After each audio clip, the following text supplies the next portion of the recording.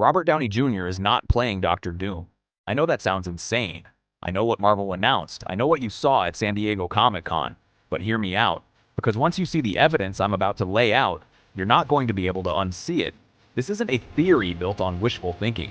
This is a pattern across comics, social media posts, and things hidden in plain sight inside Fantastic Four itself that points to one conclusion. The man behind the mask in Avengers Doomsday is not Victor Von Doom. He's wearing Doom. Let's start with the comic Marvel is clearly pulling from. As soon as RDJ was cast, most people jumped to the obvious Iron Man connections. But the real source material everyone missed is Doom, the Emperor Returns. A 2001 miniseries where Doom loses control of Latveria and has to reclaim it by any means necessary, including manipulating the identities of those around him. Then there's Demon in an Armor, the arc where Doom literally transfers his consciousness into Tony Stark's body, takes over his mind, and walks around as him. Not a clone, not a lookalike. Doom becomes Tony. If Marvel is borrowing from that arc, then RDJ showing up with Tony's face isn't stunt casting, it's the plot. And here's where it gets wild. RDJ himself has been leaving receipts in public and almost nobody connected them. After his casting was announced, he posted a single story on Instagram. 5 words. New mask, same task. Everyone treated it as a fun meta wink at Tony Stark. But if Doom has transferred his consciousness into a Tony Stark variant's body, that line isn't a joke. It's literally the entire premise of the movie in 5 words. New mask, Doom's identity. Same task, conquer, control, reshape reality. Think about that for a second. That's not a coincidence. RDJ doesn't post randomly. Then it happened again. He posted a panel from West Coast Avengers issue 35, a story where a 9-year-old boy named Christophe Bernard is brainwashed into genuinely believing he is the real Doctor Doom and takes the entire team hostage. That's 2 separate times RDJ has publicly shared obscure Doom comics where the central theme is stolen identity and false belief about who Doom really is. No shot that's random. He's telling us something. Now let's talk about what's actually on screen in Fantastic Four. First steps, because Marvel already seeded this. There's a scene where Sue Storm pleads before the UN for global cooperation against Galactus. Every nation has a seat at that table. Latveria's seat is empty. Doom doesn't show up. And the film gives you no explanation for why the ruler of a major nation wouldn't appear when the entire world is facing extinction. That gap is intentional. Marvel doesn't leave plot holes that obvious by accident. They leave them when the answer is coming later. Doom wasn't there because, according to this theory, Doom as we knew him was already gone by that point. The seat is empty because Victor Von Doom no longer exists in that body. Everyone's been asking the same question since Fantastic Four. First steps dropped. Why does Doctor Doom look exactly like Tony Stark? Marvel gave us no explanation. The internet gave us 100 theories. But I think the real answer has been sitting in the comics and RDJ's own social media posts and hidden inside that post-credits scene the whole time. And once I walk you through it, you're going to see it too. So where did the real Doom go? Here's the theory, and it tracks with everything we know from the leaks. Doom died, reportedly from the strain of his own obsession, trying to use magic and technology simultaneously to save his mother from Mephisto, which is straight out of his origin. Anyone who knows Doom's backstory knows that's exactly the kind of thing that would break him. Magic and science were always his 2 obsessions, and trying to run both at full power to fight literal hell was always going to have a cost. But before he died, he did what Doom always does when cornered. He found a way out. He reportedly transferred his consciousness into a Tony Stark variant from another Earth, specifically Earth 838, the same universe we visited in Doctor Strange in the Multiverse of Madness. And this matters, because that version of Tony wasn't the same man as 616. His Ultron Sentinels actually worked.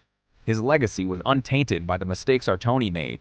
His face was one the Avengers would instinctively recognize and trust. For Doom, it was the perfect vessel.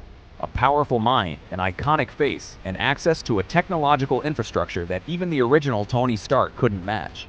That's why he looks like Stark. Not because of a multiverse glitch. Not because Marvel wanted a fun cameo surprise. Because Doom chose that face deliberately as a psychological weapon.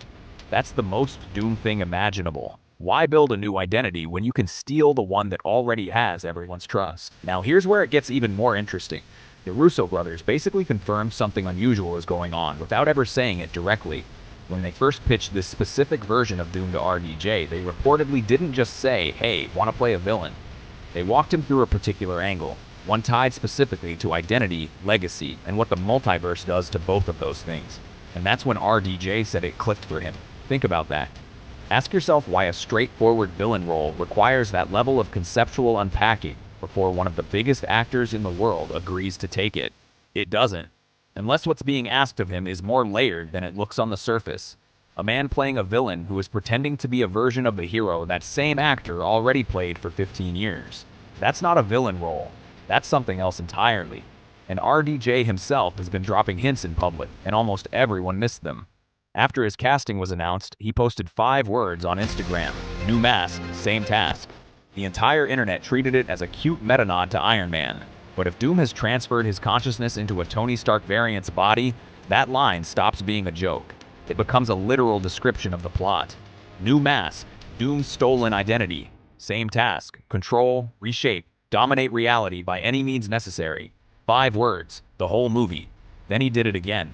He posted a panel from West Coast Avengers number 35, the 1988 issue where a boy named Christophe Bernard is brainwashed into genuinely believing he is the real Dr. Doom, and holds the entire team hostage. That's 2 separate times RDJ has gone out of his way to share obscure Doom comics where the entire point of the story is that someone believes they are Doom. Or that Doom is someone else entirely. No shot that's a coincidence. He's telling you what the movie is about. Now here's the part that seals it for me, and I cannot believe more people aren't talking about this. In the post-credits scene of Fantastic Four First Steps, Doom stands maskless. Franklin Richards reaches up and touches his face. The score playing in that exact moment, composed by Alan Silvestri, the same man behind the Avengers theme, the same man who scored Endgame's most iconic moments, is officially titled Doom, with a question mark. Not Victor, not Dr. Doom, not Latveria, just Doom, followed by a question mark. Silvestri doesn't name his cues randomly. He titles them to reflect exactly what's happening emotionally on screen. And what he's telling you in that title is that even he, the composer scoring the scene, is asking whether this is actually Doom. Marvel put a question mark in the official soundtrack title and nobody noticed.